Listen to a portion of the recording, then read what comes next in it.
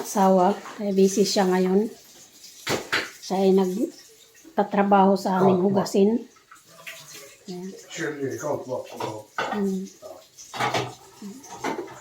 Kaya magpapaandar siya ng aming tagahugas.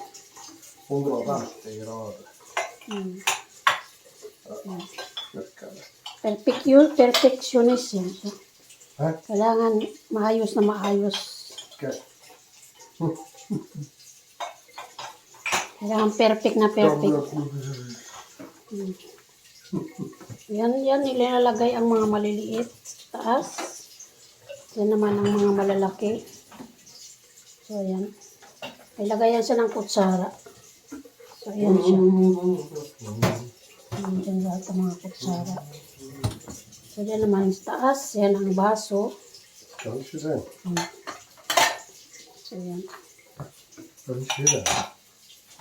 So, maghuhugas yan siya dyan ng mga 2 oras. Pag matapos. Ayan. So, yan. Ayan siya. Ayos na ayos talaga. So, ayan. Kaya mga maliliit. Kaya nagagawa niya. So, ayan. So, ayan. Kailangan maayos para magkasya.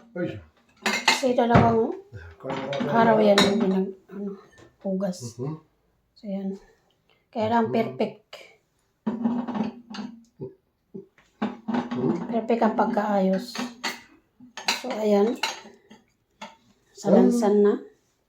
So, dito naman ang mga maliliit. Ito ay tapos na. Full na siya. So, ayan. Full na ang mga maliliit. Wala na siya.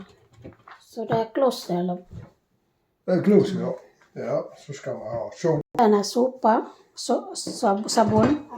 Så där ilagay siya dyan. Ayan. So dan dyan na. Isara. So ayan na, nandun na yung mga hugasan. Passa på. Propel fri. Okay, propel siya doon sa taas sa tagahugas. So, ayan. So, sara. Så 50 grader. 50 degrees. 50.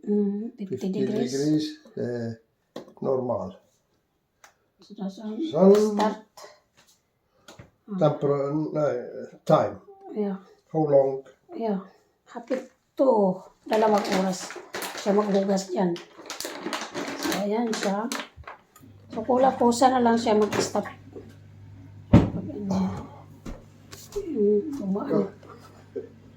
So, kusa na siya mag-stop dyan pag dumaan pa yung asawa ko sa harapan. Kainis.